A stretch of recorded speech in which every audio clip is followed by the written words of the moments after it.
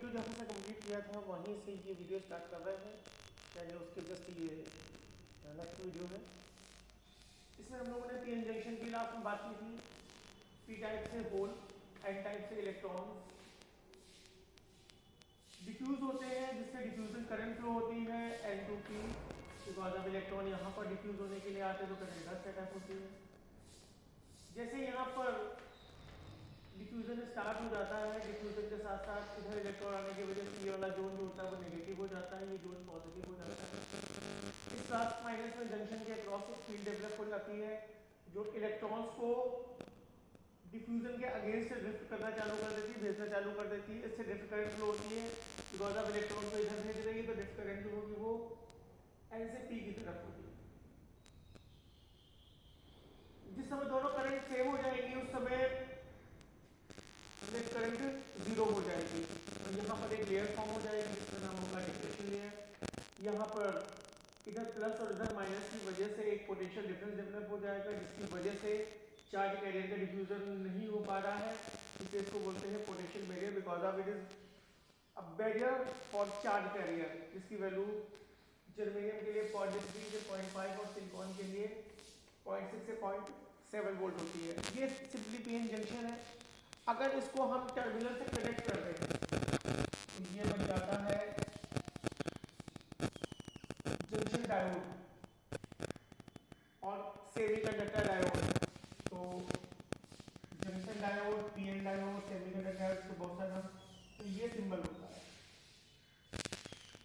यहाँ पर anode cathode लिखा जा सकता है और यहाँ पर प्लस माइनस लिखा जा सकता है। ये वाला पी टाइप को शो करता है, एन टाइप को शो करता है। अब इसको वर्किंग के लिए जो प्रॉपर सप्लाई देते हैं उसको बोलते हैं बायसिंग देना, बायस करना। बायस दो तरीके की है। अगर पी टाइप को बैटरी के प्लस और हाई पोटेंशियल, हाईयर पोटेंशियल से दिया तो इसको बोलते हैं फॉरवर्ड बायस।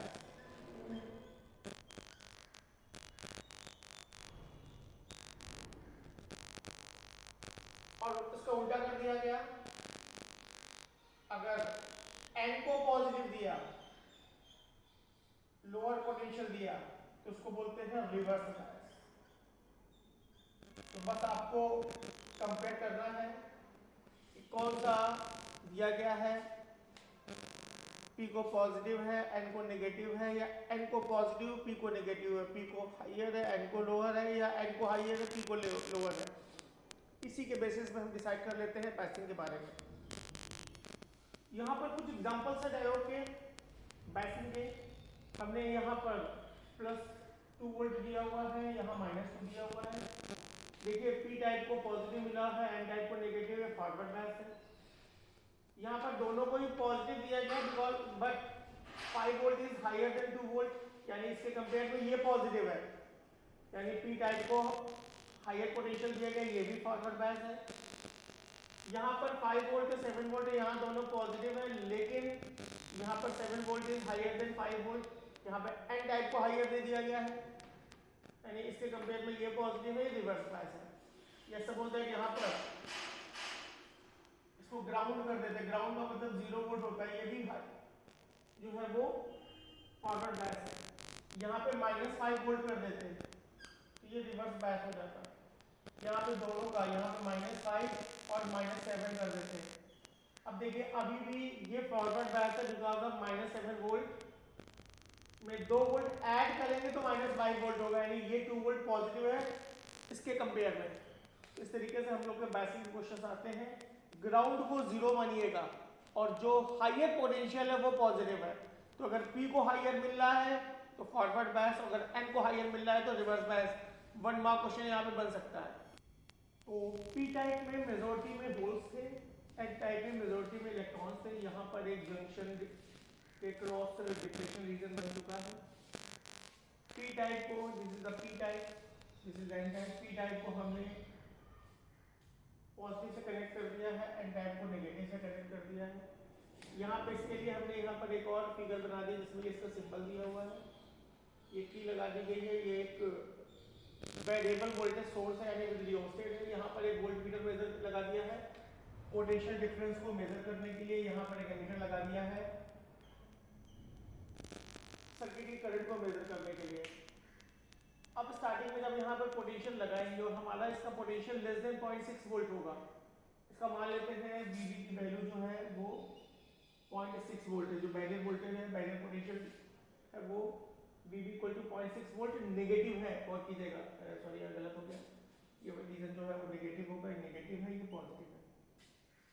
तो जब ये वाला रीजन नेगेटिव है तो जब तक ये 0.6 वोल्ट से कम होगा, इस वोल्टेज के पास इस वोल्टेज को फिनिश करने की मतलब डोमिनेट करने की ताकत नहीं है। सपोज दैट यहाँ पर हमने 0.2 वोल्ट लगाया और यहाँ पर माइनस का 0.6 वोल्ट था, रिजल्ट क्या हुआ, यहाँ माइनस का 0.4 वोल्ट आ जाएगा। यानी बैरियर पोटेंशियल कम तो हो जाएगा, थोड़ा होल आगे पहुंच जाएंगे, थोड़ा इलेक्ट्रॉन आगे आ जाएंगे, यानी डिप्रेशन रीजन डिक्रीज हो जाएगा। तो 1 मार्क क्वेश्चन बनता है कि अगर हम फॉरवर्ड बायस वोल्टेज को बढ़ाते हैं, इंक्रीज करते हैं, तो बैरियर पोटेंशियल पर डिप्रेशन लेयर की थिकनेस पे क्या फर्क पड़ता है, डिक्रीज होती है। अब हमने यहाँ पर 0.4 वोल्ट कर दिया, माइनस 0.6 वोल्ट, अभी भी माइनस का 0.2 वोल्ट है, यानी डिप्रेशन लेयर और रिड्यूस हो गई है, बैरियर पोटेंशियल 0.2 वोल्ट हुआ है। अगर हमने यहाँ पर 0.6 वोल्ट कर दिया तो अब यहाँ पर 0 वोल्ट हो जाएगा, यानी इस दौरान यहाँ पे जो करंट होगी वो बहुत नॉमिनल फ्लो होगी, वो भी माइनॉरिटी कैरियर से। ये चीज आप लोगों ने ग्राफ में देखी भी होगी जो एक्सपेरिमेंट किया हुआ है। अब अगर हमने यहाँ पर 0.8 वोल्ट लगा दिया, माइनस 0.6 वोल्ट बैरियर पोटेंशियल कम होगा, प्लस का 0.2 वोल्ट आ गया, यानी ये एक सिंपल सा पोटेंशियल डिफरेंस डेवलप हो चुका है। जिस तरीके से कंडक्टर के क्रॉस में 0.2 वोल्ट लगा दे उस तरह से अब ये होल जो होंगे इस बैरियर को तोड़ करके आगे पहुंच जाएंगे, लेयर रिड्यूस होकर यहाँ पर लेयर खत्म हो चुकी है। अब इस वोल्टेज से वो आगे जाएंगे, इलेक्ट्रॉन इधर जाएंगे एंड दे स्टार्ट डिफ्यूजिंग, ये डिफ्यूज होना स्टार्ट हो जाएंगे और इस वजह से करंट सेटअप हो जाएगी। और इस करंट को हम यहाँ पे दिखाते हैं बिल्कुल एक कंडक्टर की तरीके, यानी अगर एक कंडक्टर होता तो उसका जीरो यहाँ पर होता, इसी को बोलते हैं नी वोल्टेज, जो कि इक्वल होता है पोटेंशियल बैरियर के। तो फॉरवर्ड बायस की एक कैरेक्टरिस्टिक्स पूरी हो जाती है।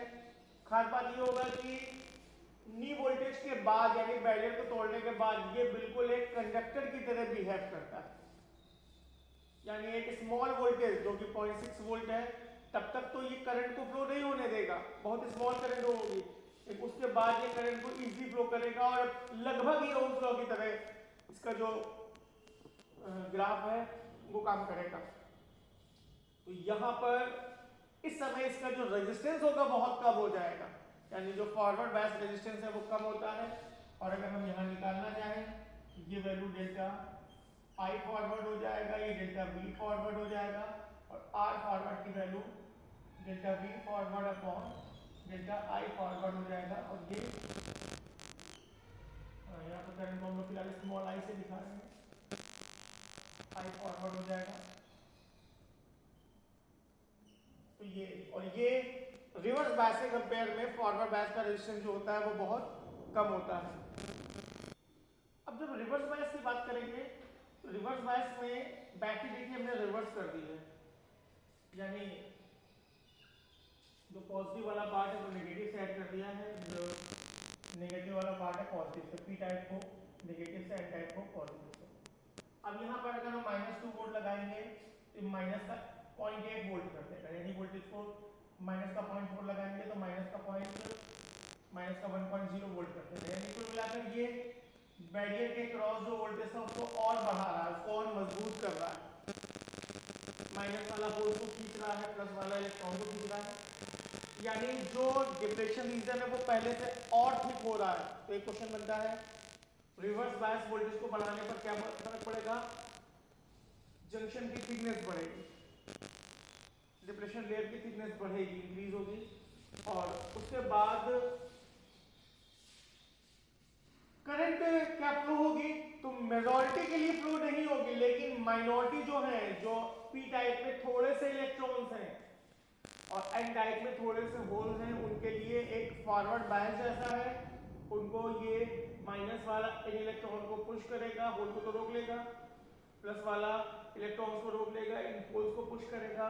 तो इनकी वजह से एक थोड़ी सी करंट फ्लो होगी, यानी ये वो चार्ज कैरियर्स होंगे जो थर्मल एजिटेशन से डेवलप हुए हैं, लेकिन ये माइनॉरिटी में है, बहुत कम है। इसकी वजह से करंट की जो वैल्यू होगी बहुत कम हो जाएगी, यानी यहाँ पर जो करंट मिली एम्पेयर में मिली थी वो माइक्रो एम्पेयर में मिलेगी, करंट माइक्रो एम्पेयर में मिलेगी, और जो ग्राफ आएगा वो ये नीचे की तरफ आएगा। क्लियर है? उसके बाद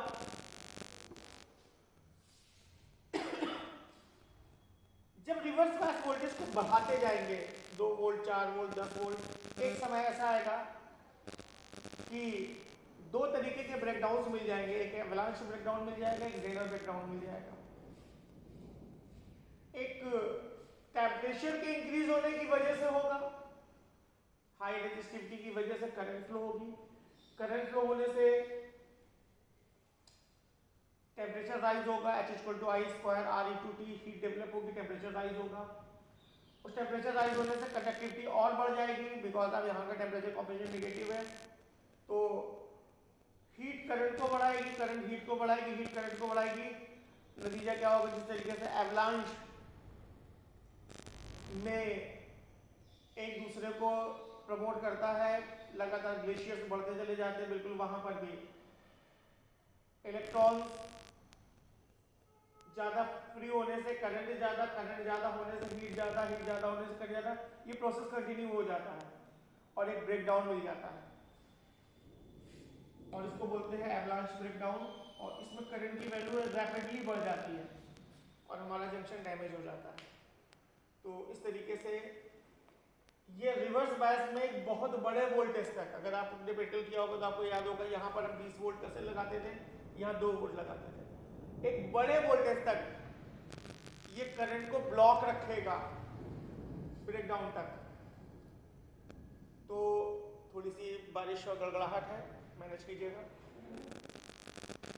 तो फॉरवर्ड बायस में करंट इजीली फ्लो हो रही थी एक नी वोल्टेज के बाद, रिवर्स बायस में करंट इजीली फ्लो नहीं हो रही है। यहाँ पर बस बी लगा दीजिएगा, रिवर्स बायस लगा दीजिएगा, आर लगा दीजिएगा।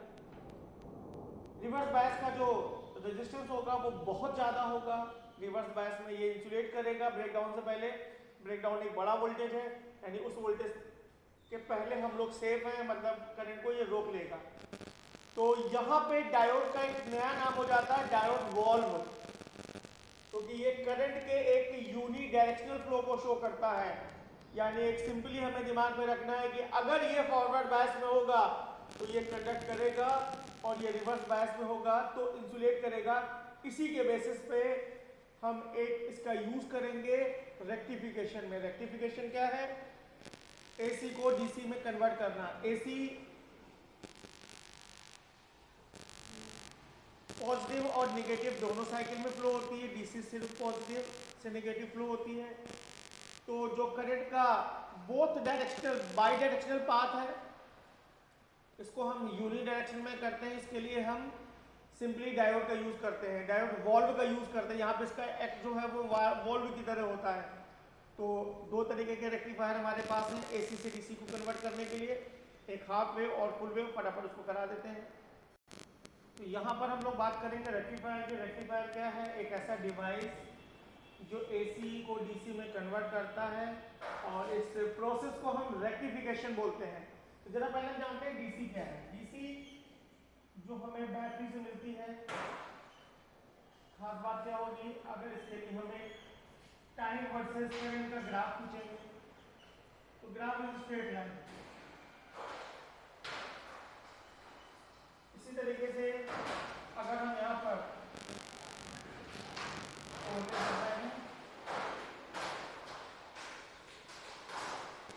और यहाँ पर एसी जो है वो कुछ इस तरीके से पॉजिटिव नेगेटिव है। ठीक है, थोड़ा सा रोकना पड़ेगा।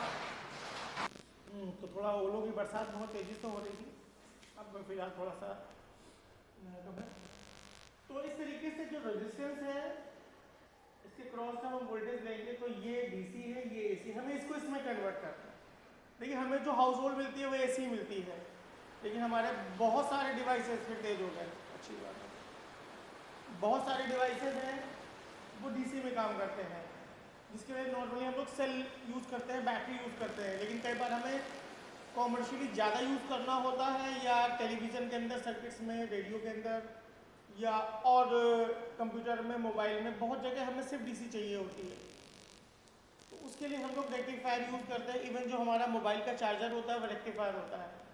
तो रेक्टिफायर दो तरीके के हमारे सिलेबस में है, एक सिंगल डायोड का यूज़ करके हाफ वेव रेक्टिफायर और दूसरा डबल डायोड का यूज़ करके फुल वेव रेक्टिफायर।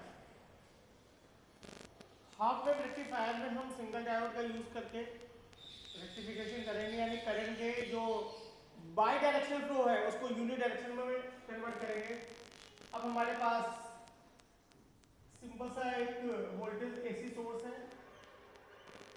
बिकॉज अब हर घर में अगर 220 वोल्ट मिल रहा होगा, हमारा सप्लाई में 6 वोल्ट की 9 वोल्ट की 12 वोल्ट की तैयार करनी है, तो हम एक स्टेप डाउन ट्रांसफार्मर यूज कर लेंगे। स्टेप डाउन पे आप सेकेंडरी टर्न्स कम कर देंगे और लिख भी देंगे यहाँ पे स्टेप डाउन। यहाँ पे दो कोड जो है वो जरूर बनाइएगा ये, और उसके बाद यहाँ पे एक सिंपल सा आपको डायोड लगा देना है और एक सर्किट में रेजिस्टेंस लगा देना है। Basically it is called the load resistance RL, जिसके क्रॉस हम आउटपुट लेते हैं। बस कंप्लीट हो गया सर्किट, नाम दे दो A B C D. AC है तो पोलैरिटी बदलेगी, हाफ साइकिल के लिए ए पॉजिटिव होगा बी नेगेटिव होगा, हाफ साइकिल के लिए अगले हाफ साइकिल के लिए बी पॉजिटिव ए नेगेटिव होगा। तो उसकी वर्किंग बहुत सिंपल सी है, आपको बस दो साइकिल्स के लिए क्या पाथ है वो शो कर देना है। ये हमारा इनपुट में करंट वर्सेस टाइम का ग्राफ है और ये आउटपुट है, ठीक है। ये इनपुट था, ये आउटपुट है। अब for positive half cycle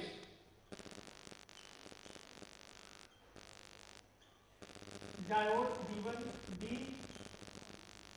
is in forward bias. कौन सा बायस है? फॉरवर्ड बायस है। इट कंडक्ट करेगा और हमें आउटपुट साइकिल मिल जाएगा, यानी फॉरवर्ड बायस में आउटपुट साइकिल मिल जाएगा and output cycle is formed. बहुत इंपॉर्टेंट है इस बार के लिए रेक्टिफायर। अब नेगेटिव हाफ साइकिल में क्या होगा?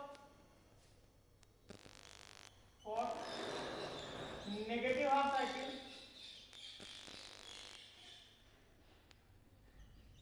This one. अब नेगेटिव के लिए ये माइनस हो जाएगा, ये प्लस हो जाएगा, और इसके माइनस होते डायोड जो होगा रिवर्स बायस में आ जाएगा।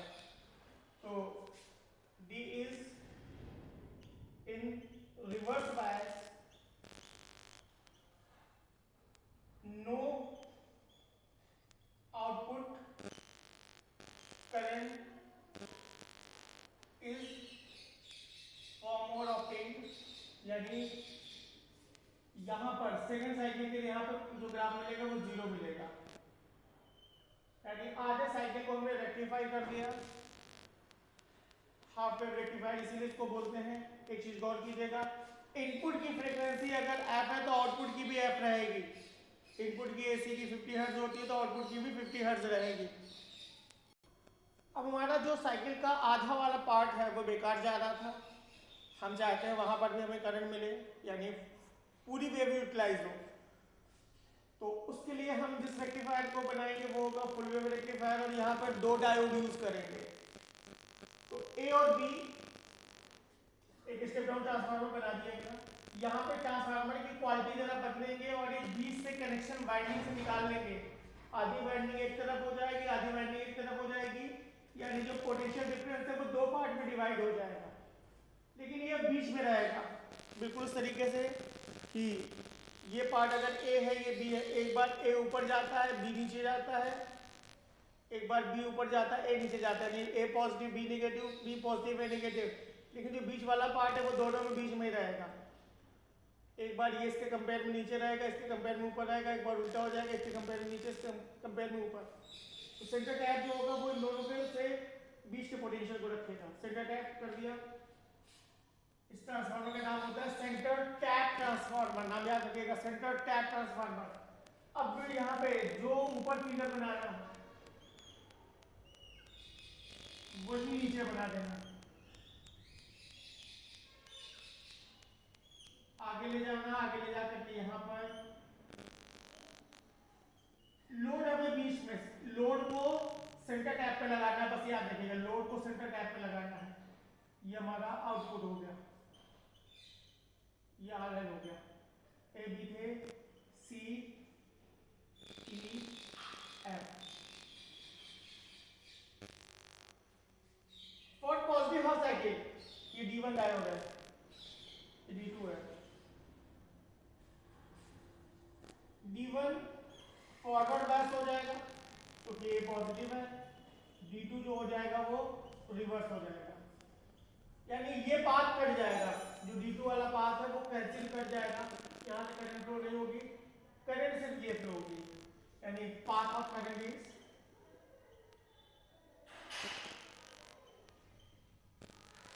A C E O, centre tap is at O, यानी लोड में करंट E से O फ्लो हो रही है। और